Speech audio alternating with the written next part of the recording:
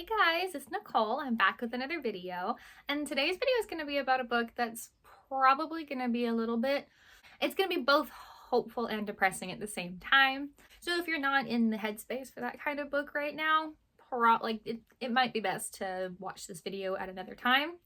But if you are interested in the book that I'm going to be talking about today, I think you'll want to hear what I have to say. But before we get into that, I wanted to say if you have subscribed to my channel recently, thank you so much. I really mean it from the bottom of my heart that every single one of you means so much to me. And if you have not subscribed, please do. It costs nothing and you will get notified anytime I upload new videos. I do that on Tuesdays and Fridays, but in case that changes or if I upload new content, you'll get notified. If you end up enjoying this video, please like, comment, and share. I want to hear from you guys, so please comment. I love when I hear from all of you, and share this video. You never know who might enjoy it. That being said, let's go ahead and talk about today's book. So I picked up this book probably this year. I think I mostly picked it up for the title, but I read it recently, like a couple of weeks ago, so it took me a little bit to get through because I don't always have time to read like a lot every day, and it's a little bit of a thick book. So the book we're talking about today is called The Garden of Lost Secrets.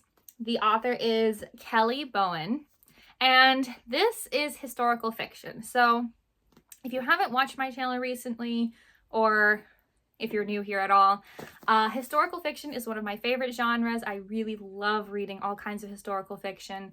There's just something so fun about it, and this is one of those, and I picked this up recently mostly because of the title, The Garden of Lost Secrets. Definitely caught my attention. I was like, okay, what could that be about? And then I liked the cover. The way she was looking into the camera definitely got my interest, and it does say, so the title is kind of in the middle of the page towards the bottom, and then the author's name is at the very bottom. And there is like a tagline here on like the left of the person on the cover that says a novel of World War II. So that gives you a little bit of context. And there is a review quote on the other side of the person that says, "This book has it all. A meticulously researched novel that kept me reading into the night." And that's by Janet Skelslien-Charles. I hope I'm saying that right. New York Times bestselling author of The Paris Library, which I think I made a video of, if I didn't, I need to go make a video of that book because I loved that book as well. So that's also historical fiction, so it's all in the same genre. I'm going to go ahead and read the back because obviously we can get a little bit of the context. Like I said, The Garden of Lost Secrets, that doesn't really give you a lot. It's just like, ooh, what could that be about? But there is a tagline of a novel of World War II. But let's get into the actual context of the book. The very top of the back is not part of the blurb. It's just a separate sentence that says, "Based upon a remarkable true story, The Garden of Lost Secrets is the riveting tale of one woman's courage and resilience and secrets lost in the chaos of war." 1940. Stasia has always found comfort in the idyllic French countryside, where she spent her childhood summers, roaming the gardens of an old chateau and finding inspiration for fairy tales full of bravery and adventure. But these days are much darker, and with Nazi soldiers storming across Europe, she soon finds herself one of the most hunted agents of the resistance. The only safe haven she can think of is Chateau de Montesser, but she's about to discover that it just may be the center of her biggest mission yet. Present day. When Isabelle purchases a crumbling chateau in Rouen, it's not just a renovation project. It's a chance to reconnect with her estranged sister, Emily. What she uncovers instead is an intriguing mystery. As the sisters piece together the incredible truth behind the beloved novels written by their great-grandmother Stasia, they discover an explosive secret that will change everything they believed about their family. So, yeah. There's also a little bit on the bottom here about the author, just a quick little sentence. It's just, award-winning author Kelly Bowen worked as a research scientist before realizing her dream to be a writer of historical fiction. She lives in Winnipeg, Canada with her husband and 2 sons.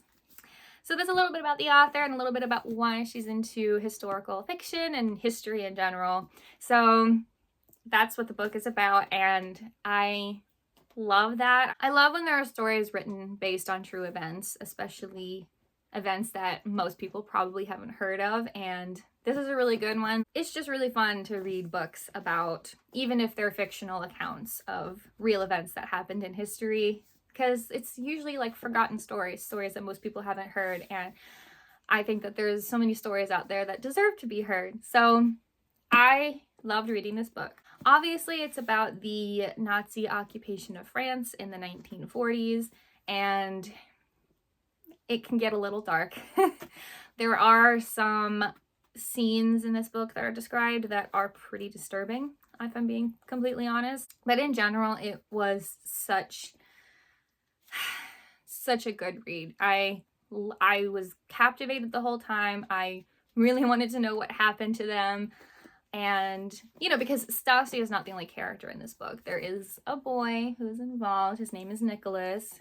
And, you know, you're like, I want to know what happened to them. Like, I think I can guess what happened to them, but at the same time, it's historical fiction. So when you base it on true events, you're like, I don't know exactly what happened or what the author may take liberties or not with. And so I was a little bit nervous about what might happen, but I am really happy that I read this. It's just always worth it to read any kind of account of history that is based in truth.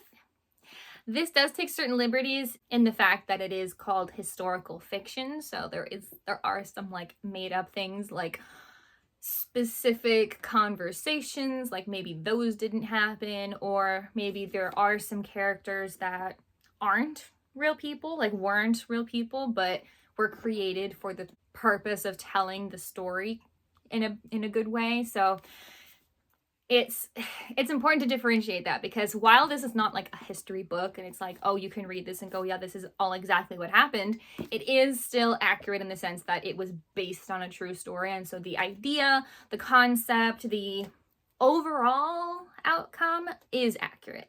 So that's what's really fun and entertaining and educational about historical fiction and why I love it so much. I'm going to go ahead and read the first page of the book just to give a little bit of a taste of what it might be like if you decide you might want to read this.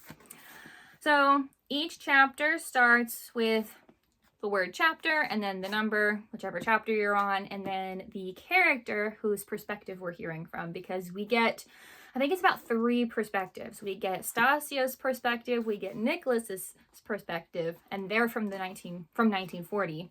And then we also get from present day Isabel's perspective as we flash forward back and forth to the present day. So I think they that the author did a pretty good job differentiating all that so you don't get too confused, especially because after it says the character's name that you're getting the perspective of, is the exact date and location of where this person is currently in the story. So the book starts out, chapter 1, Stasia. June 8th, 1935, Rouen, France. The dead man had no boots. It was the sight of his bare, filthy toes pointed up into the shadows of the narrow alley that made Stasia Nemec stop where she was, her hand frozen on the bars of her bicycle. She had seen dead people before, of course, but those had been as cherished in death as they had been in life, and treated accordingly. This man was not cherished. He had been discarded, and Stasia found that realization unbearably sad. The man had died propped up crookedly against a crumbling brick wall, surrounded by refuse and broken glass. It was difficult to tell how old he was, but the gray in his matted beard and stringy hair suggested that he had been at least her father's age. He was dressed in the remnants of a soldier's uniform from 2 decades ago, World War I. The blue great coat almost unrecognizable as anything beyond a buttonless, dull gray tatter. And then it goes into the next page.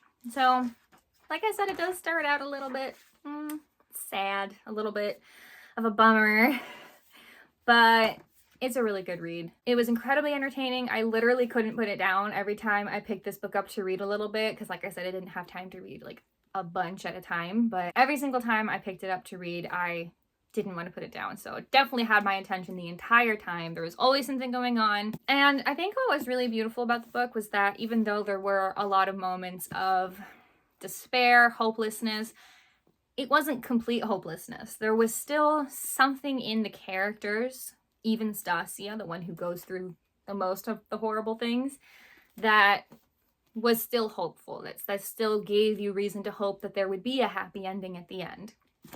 So I think that that's what made this book so easy to read. You know, I find that when I'm reading books that feel kind of completely hopeless, where you're like, I just don't see how they're going to dig themselves out of this. Sometimes, and this is not all the time, but sometimes I find it hard to keep reading because it's like, well, why would I want to keep reading? I know that sometimes the authors will dig their character out of whatever they've gotten into, but not always. And then the book ends and it's unsatisfying, and that may be the purpose of that work, but then it's hard to read. And then you're like, I didn't feel satisfied reading that. And so because I don't know the ending, I'm like, I just don't know if I feel like continuing to read. And maybe that's just a me thing, and I don't know. But in case you're like me, this book to me had little bits of hope throughout here and there. And I think that one of the reasons that was true was because of the fact that we kept flashing forward to the present day and got a little bit of a glimpse of what the world turned out to be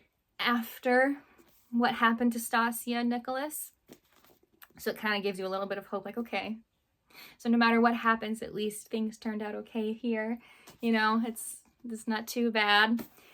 But hey, maybe you're different. Maybe you're just like, well, that's the point of hopelessness, is where you want to keep reading, because then they'll bring themselves back up, or they won't, and it's true to life, and that's what you should want to read with that stuff. And that's totally your prerogative to have those opinions. I am not like that. I am the kind of person, when I'm reading something, it makes me happier to have a little bit of like little crumbs of hope just throughout the book. It's like, okay, it's not going to be horrible. There's going to be something good. So if you like stories about World War II or any other point in history where there's just so many stories that I can guarantee you none of us have heard them all, this is a really good book to read. It's so entertaining. It's so good. It's so full of charm and nostalgia and a little bit of hope. There's some hopelessness and there's some disturbing scenes, but it's overall, especially once you get to the end, you're like, okay, or at least I was like, okay, I'm really happy I read this book. So worth it. Definitely towards like some of my favorite books I've read. So it's really good, but I will warn you, there are a couple of disturbing chapters in this book, and they're not, the whole chapters are not disturbing, it's just disturbing incidents that happen that are described in the book, and one of them, both of them describe the, as we call it these days, unaliving of children, and it is pretty disturbing and dark. So if that's something you can't handle, I'm going to go ahead and give you the chapters that those are in, so that if you do read this book, you can go into those chapters knowing something's going to come up, and maybe you can skip over that part because it's just a part of the book that's described. The two chapters that have a couple of disturbing descriptions in them are chapter 12 and chapter 21. So be aware when you read those chapters that there is something disturbing in there, and you may want to skip over it, or just be aware that it's coming up. But I am going to go into a couple of spoilers now, so if you don't want to hear any spoilers, that's really all I had to say about this book, how much I enjoyed it, and really how much you can get out of it getting into someone else's perspective for a little bit. But if you're going to leave before spoilers, thank you so much for watching. But now let's get into some spoilers. Stasia and Nicholas they're basically two kids when they meet in France. Stasia is actually Dutch, she's from the Netherlands, and Nicholas is actually French, he's from Rouen. And they become best friends and then eventually fall in love, and then it's basically a whole long love story with them, of course. That's kind of the background. The biggest plot of the book is how Stasia becomes this incredible resistance fighter for the underground resistance for the French.